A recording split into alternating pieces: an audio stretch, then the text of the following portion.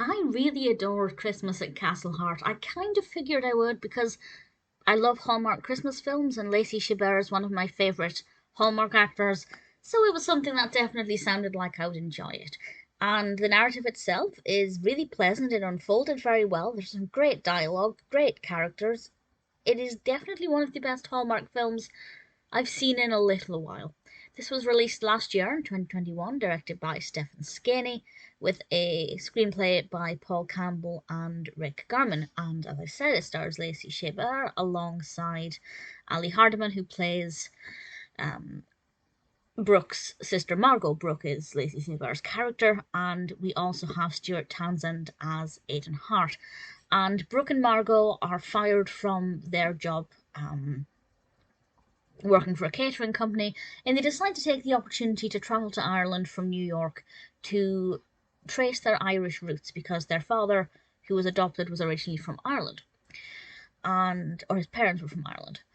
And while they're there, they encounter Aiden Hart, who owns Castle Hart, of course, and he invites them there for a private tour. And one thing leads to another, and I won't go into the specifics exactly of how this happened, as I don't want to spoil too much, but they end up kind of accidentally saying that they were event planners and ended up planning this tremendous Christmas gala for the Duchess. And considering they're not event planners, there's a lot at stake because they might not be able to pull it off.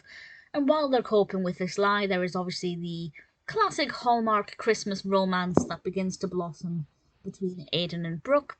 But whether or not that will amount to anything, given the amount of lies and deceit Brooke is doing, only time will tell. And I'm not going to spoil any of that. I don't want to ruin the narrative, but I really like it. When I read the description before I watched it, not a spoiler description, but the brief outline on IMDb, and I thought this could be really cheesy and really cliche. And sometimes that is the case with Hallmark films. And sometimes I don't mind that. But actually, it's a lot more refined. It's a lot more well written. The narrative flows much more pleasingly. It's not as cheesy. It's actually quite intense because I was waiting for somebody to drop the ball. There was this kind of constant worry that somebody was going to say the wrong thing to the wrong person. And of course, whether or not that happens, I'm not going to say. But I was emotionally invested in it from the beginning. It was occasionally cringeworthy. A couple of times I thought, well, you didn't need to say that. You didn't need to add to that lie. There was a much easier way of getting out of that situation. But you could argue that the characters thought on their feet and panicked and made the wrong decisions. That happened occasionally and it annoyed me a tiny bit, but other than that, I was actually really impressed with how the narrative unfolded, and it wasn't as dramatic as it could have been at certain times, which was good, because in real life, certain situations wouldn't be as dramatic as they often are in Hallmark films.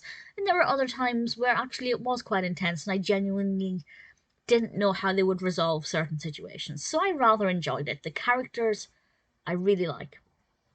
Margot kind of annoyed me a bit, but I thought the performance by Ali Hardiman was brilliant. She's a brilliantly acted character, a really well-written character with a lot of substance, but at the same time, yeah, a little bit annoying. She's the antithesis of everything that Brooke is, even though they're sisters, insofar as Brooke is a lot more quiet, a lot more reserved. She likes to process things before speaking, whereas Margot has no filter.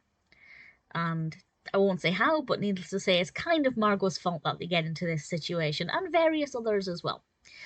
So I kind of liked seeing the characters being very different from one another. I think it works much better than when two sisters are alike. And there are a lot of Hallmark films that have sisters as the protagonists, and often the sisters are very similar, and it doesn't really add much. But Margot is a very unique individual, and it works very well, and I like the Duchess's description of her. I thought that was particularly delightful. Another small little delight that I liked was Brooke's mention or reference to Cheers at the beginning, which was just very subtle, but as a Cheers fan, I liked it. Really great dialogue, really great transitions. There's one bit that I loved where Brooke said I believe she was talking to the Duchess, and she said it was something was a dream, and then it cuts immediately to the next scene, and she's telling her sister about how the situation is a nightmare. And it's just little subtle things like that that really thread together the scenes really nicely.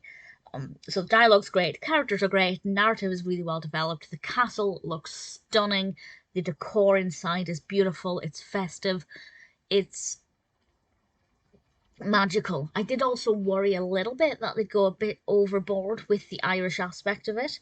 I should point out I'm not Irish. Sometimes I feel like I don't need to say that. I'm Scottish. But quite often people do think I'm Irish if you're not familiar with the accents too much, which I completely get and I'm fine with. But I am aware that if you're coming from an Irish perspective, you may have a very different opinion, and I'd love to know what you think.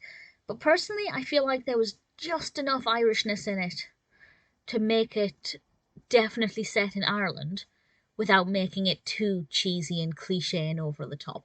Some gorgeous Irish dancing, some beautiful Irish music, but nothing too, again, obvious. I think it worked very well. I really thoroughly enjoyed Christmas at Castle Hart. Needless to say, it's one of the best Hallmark films I've seen in a while. That's not to say it's one of my all-time favourite Hallmarks. That's more so to say I've just seen a few decent, okay Hallmark films, but nothing has sparked a passion in me with Hallmark in quite a while, apart from the Aurora Teagarden film that I watched. But in terms of their Christmas films, it's been a little while. Christmas at Castle Hart was everything I hoped it would be and more, and is definitely one I recommend.